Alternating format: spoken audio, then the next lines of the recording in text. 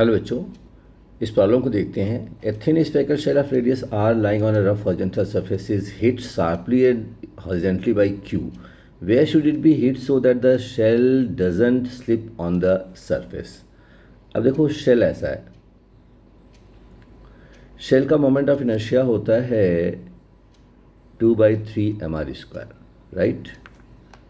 आपने इसे rough horizontal surface पे रख दिया है। This surface is rough. Let us से आपने इसको सेंटर ऑफ मास से h हाइट ऊपर यहाँ पे कहीं हिट करा।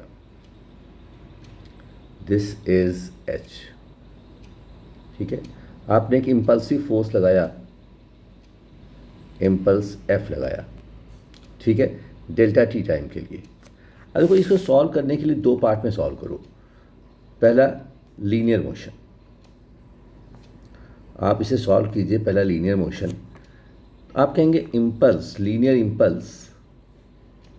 Impulse is equal to change of linear momentum, change of linear momentum.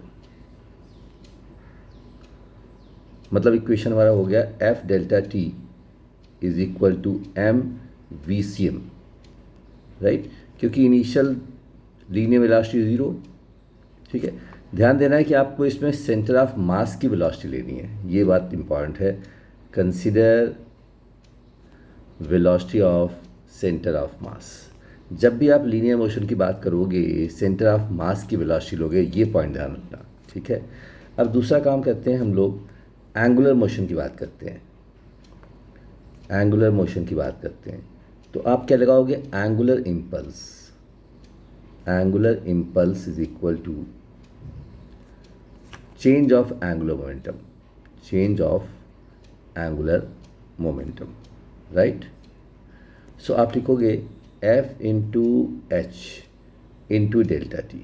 अब ये एंगुलर इम्पल्स किसके अबाउट ले रहे हो आप? एंगुलर इम्पल्स किसके अबाउट ले रहे हो? About centre of mass.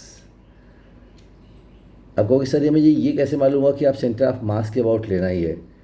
क्योंकि फ्री बॉडी जो कि फ्री होती है rotate about centre of mass, ये बात ध्यान रखना, ठीक है। तो मैंने जो एंगुलर इम्पल्स लिया है वो सेंटर ऑफ मास के अबाउट लिया। This is torque F into H. अगर आप ध्यान से देखो, so this is H, this is F delta T. तो टॉर्क की वैल्यू कितनी हो जाएगी? टॉर्क की वैल्यू हो गई F into H into delta T, angular impulse हो गया, is equal to 2/3 mr² I into omega, right. अब हमारे पास दो इक्वेशन बन गया। This is equation number 2 and this is equation number 1, ठीक है। सो अब इक्वेशन 1 से मेरे पास आ गया, from 1 I got V C M is equal to F delta T divided by M. ये हमने निकाल लिया इस इक्वेशन से, ठीक है। अब दूसरे इक्वेशन पे आ जाओ। Omega is equal to F H delta T divided by 2/3 mr², सही है। अब देखो, क्वेश्चन में क्या बोल रहा है कि where should it be hit, where should it be hit so that the shell doesn't slip on the surface. अगर स्लिपिंग नहीं हो रही है, if there is no slippage,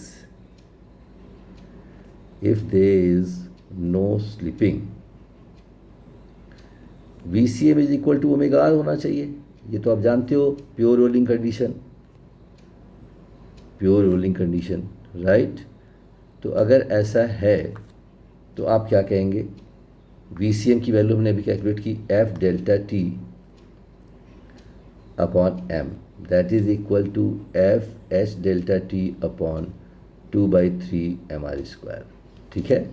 सो इसको सिंप्लीफाई कर लो, एफ डेल्टा टी कैंसिल हो गया, एम कैंसिल हो गया, तो एच की वैल्यू हमारे पास आ गई,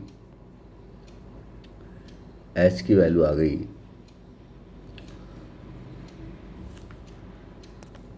हमने आर यहाँ पे मिस किया हुआ है, आर इज देयर, तो एच की वैल्यू आ गई 2/3 r।